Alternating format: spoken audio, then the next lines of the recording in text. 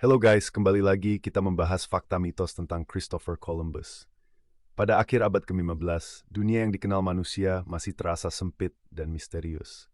Peta-peta dunia dipenuhi ruang kosong, lautan dianggap berbahaya, dan sebagian besar manusia percaya bahwa berlayar terlalu jauh ke barat berarti menuju kehancuran. Di tengah ketakutan itu, muncul seorang pria dengan keyakinan yang nyaris dianggap gila. Namanya Christopher Columbus. Ia bukan raja, bukan bangsawan, bukan ilmuwan terkenal. Namun, keyakinannya akan satu hal, bahwa Asia dapat dicapai dengan berlayar ke arah barat, akan mengubah sejarah dunia selamanya. Christopher Columbus lahir sekitar tahun 1451 di kota pelabuhan Genoa, wilayah yang kini termasuk Italia. Ayahnya adalah penenun wol, bukan pelaut terkenal. Sejak muda, Columbus telah akrab dengan pelabuhan, kapal, dan cerita-cerita para pelaut tentang negeri jauh di seberang lautan. Pada usia belasan tahun, ia mulai berlayar. Ia mengunjungi wilayah Mediterania, pantai Afrika, bahkan kemungkinan mencapai Islandia. Dari perjalanan inilah, Columbus mulai mempelajari angin, arus laut, dan navigasi bintang. Ia adalah pembelajar otodidak. Ia membaca karya Ptolemy, Marco Polo, dan teks-teks Arab tentang geografi. Namun ada satu kesalahan besar yang ia yakini. Columbus meremehkan ukuran bumi. Kesalahan inilah yang justru memberinya keberanian. Pada masa itu, Eropa sangat menginginkan rempah-rempah Asia, lada, cengkeh pala yang bernilai lebih dari emas. Jalur darat dikuasai Kesultanan Ottoman, membuat harga rempah sangat mahal. Portugal mencoba jalur timur mengitari Afrika. Columbus menawarkan alternatif, berlayar ke barat. Ia yakin jarak antara Eropa dan Asia jauh lebih dekat daripada kenyataannya. Hampir semua ahli menertawakannya. Portugal menolak, Italia menolak, para ilmuwan menyebutnya naif. Namun Columbus tidak menyerah. Setelah bertahun-tahun ditolak, Columbus akhirnya bertemu Ratu Isabella III dan Raja Ferdinand II dari Spanyol. Awalnya mereka ragu, namun setelah jatuhnya Granada tahun 1492 menandai berakhirnya Reconquista, Spanyol siap mencari kejayaan baru. Columbus mengajukan syarat berani. Ia ingin gelar Laksamana Samudra menjadi gubernur wilayah yang ditemukan, mendapat 10% kekayaan dari wilayah tersebut. Secara mengejutkan, Ratu Isabella setuju. Tanggal 3 Agustus 1492, 3 kapal berlayar dari Palos, Santa Maria Pinta Niña. Para awak ketakutan. Hari demi hari berlalu tanpa daratan, desas-desus pemberontakan muncul. Columbus bahkan memalsukan catatan jarak agar kru tidak panik. Pada 12 Oktober 1492, daratan akhirnya terlihat. Namun Columbus tidak tiba di Asia. Ia mendarat di Bahama, wilayah yang dihuni suku Taino.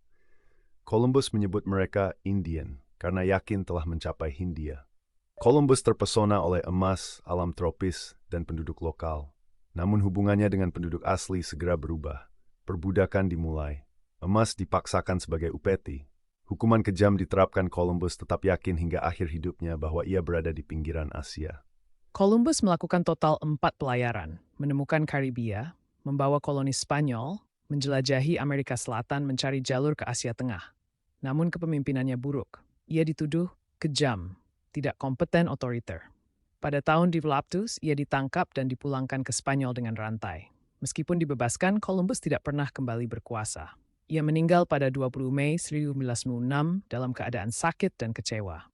Ironisnya, Ia tidak pernah tahu bahwa ia telah menemukan benua baru. Columbus lama dipuja sebagai pahlawan. Namun sejarah modern melihat sisi lain. Awal kolonialisme brutal, perbudakan massal, kehancuran budaya penduduk asli.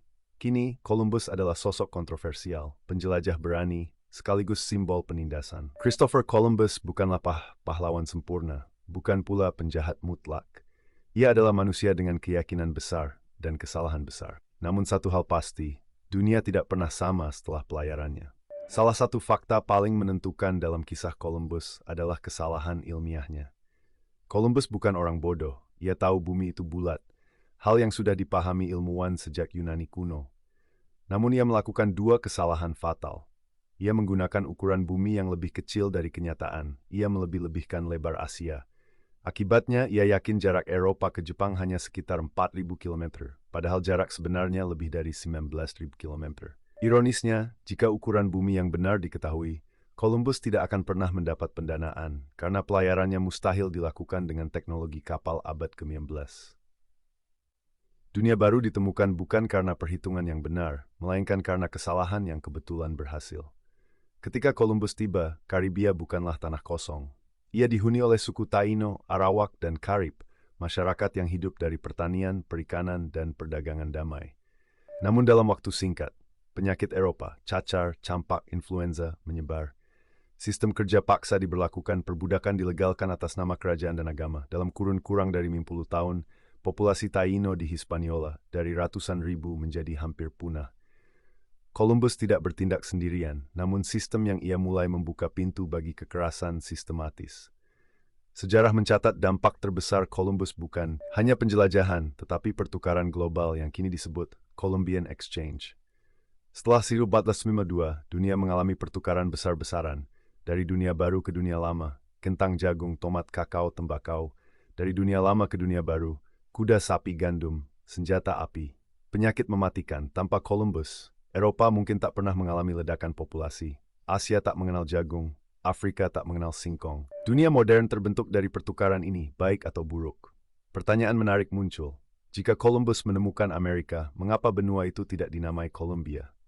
Jawabannya ada pada seorang penjelajah lain, Amerigo Vespucci. Vespucci menyadari sesuatu yang Columbus tidak pernah akui. Tanah ini bukan Asia, melainkan benua baru. Peta tahun 1907 karya Martin Waltz Miller menamai wilayah itu Amerika dan nama tersebut bertahan hingga kini. Columbus wafat tanpa pernah mengetahui fakta ini. Selama ratusan tahun Columbus dipuja. Hari libur nasional, patung raksasa, buku pelajaran menyebutnya pahlawan. Namun abad ke-20 dan 21 membawa sudut pandang baru. Suara penduduk asli mulai terdengar, fakta kekejaman diungkap, monumen mulai diperdebatkan. Kini beberapa negara mengganti Columbus Day menjadi Indigenous Peoples Day. Menurunkan patung Columbus, mengajarkan sejarah dengan lebih seimbang. Christopher Columbus bukan dewa, bukan iblis. Ia adalah manusia biasa dengan ambisi luar biasa.